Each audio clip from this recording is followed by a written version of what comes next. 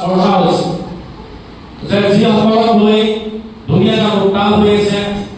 অসমৰ ৰাইজে অসন্তুষ্টি প্ৰকাশ কৰিছে,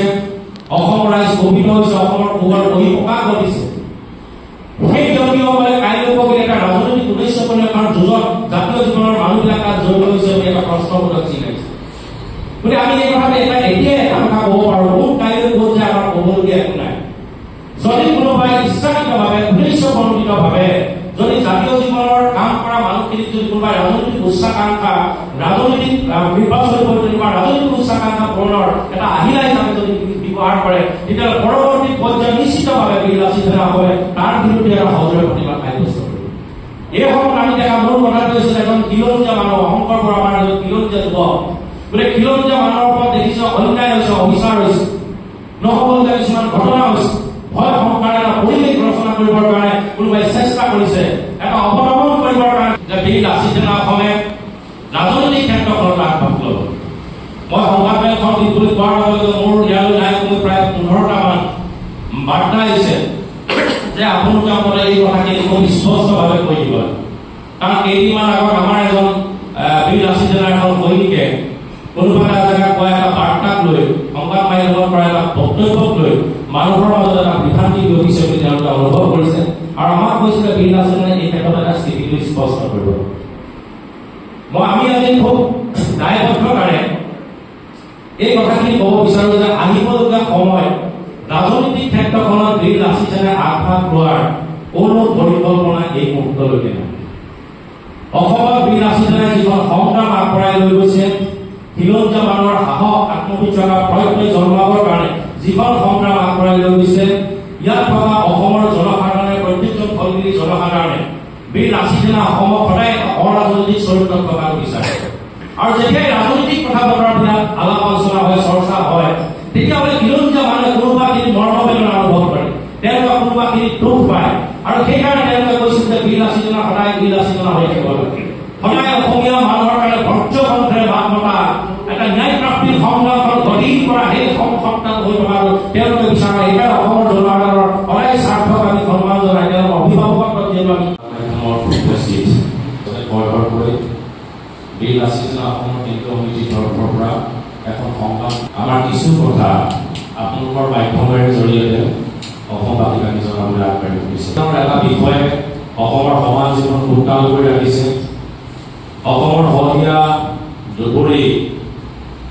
ধুবুৰীলৈকে অসমৰ জাতীয় জীৱনৰ কোনোবাখিনিত অস্থিৰ আৰু আচৰণ কৰি ৰাখিছে। যোৱা সময়ত কালি দেখিছে এই ঘটনাক লৈ দক্ষিণ উপযুক্ত শাস্তি দিবৰ কাৰণে বিভিন্ন সংগঠনে দাবী উত্থাপন কৰি দুলীয়াজান বন্ধৰ কাৰ্যসূচী গ্ৰহণ কৰিছিল। আৰু কালি অসমবাসী ৰাইজৰ সহযোগত বা দুলীয়াজান বাসী যি খিলঞ্জীয়া ৰাইজৰ স্বতঃস্ফূৰ্ত সহায়েৰে এই কালি বন্ধ খুব সফল কৰিলে আৰু এটা স্পষ্ট বাৰ্তা দিবলৈ চেষ্টা কৰিলে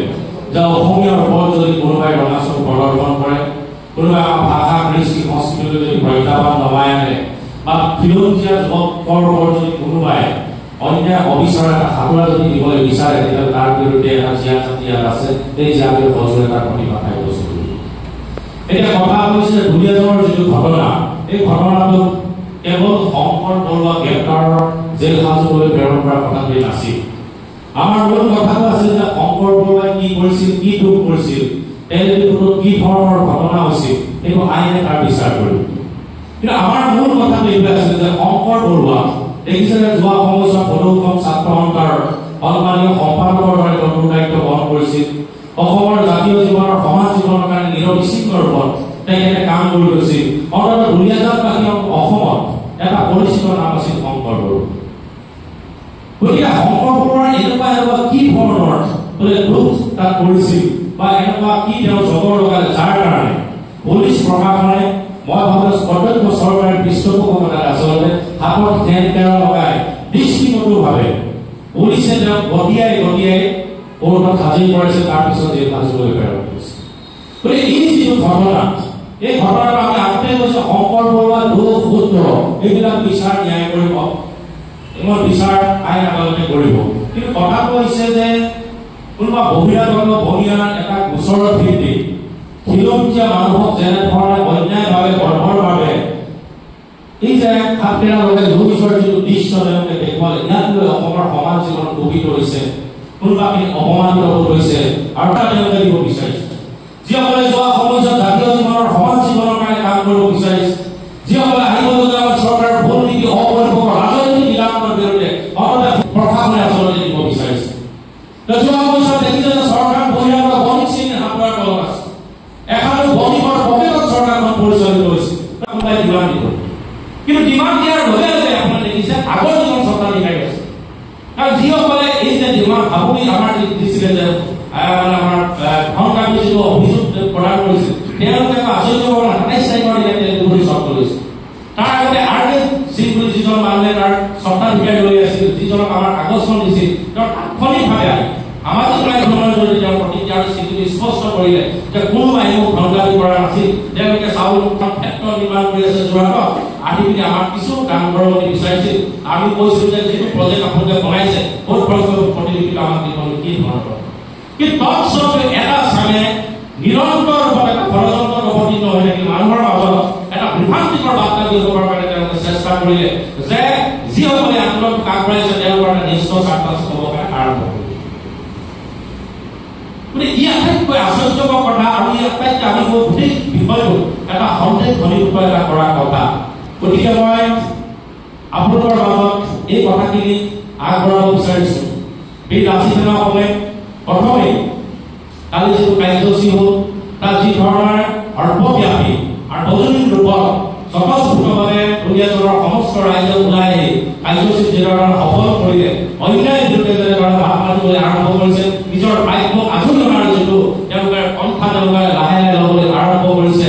আগদিনাখন বিভিন্ন ক্ষেত্ৰত পুলিচ প্ৰশাসনৰ যিটো ৰঙা চকু তেওঁলোকে যিটো ভয় ভাবুকি তাকো যে নিউজ তেওঁলোকে যিধৰণে সৰ্বক প্ৰদৰ্শন কৰিলে তাৰ কাৰণে দুনীয়াজনবাসী ৰাইজক আৰম্ভ দিলে আমি আন্তৰিক ধন্যবাদ আৰু কৃতজ্ঞতা জ্ঞাপন কৰিছোঁ এই আন্দোলন কেতিয়াও বিনাশীল আৰম্ভ কৰা আন্দোলন নহয় এই আন্দোলনখন স্বতঃস্ফূৰ্ত বিনন্দীয়া মানুহে নিজৰ আত্মপ্ৰতিষ্ঠাৰ যিখন সংগ্ৰাম লৈ যাব কাৰণে কৰা এখন সংগ্ৰাম আছিল গতিকে আৰম্ভণিতে বহুলোকে ধন্যবাদ আৰু স্বাৰ্থজনিত মহিলে এটা কথা স্পষ্ট ৰূপত ক'ব বিচাৰি আছে যে এইখন যুঁজ ৰাজনৈতিক যুঁজ বা দুটা বেপাৰীৰ মাজত যুঁজ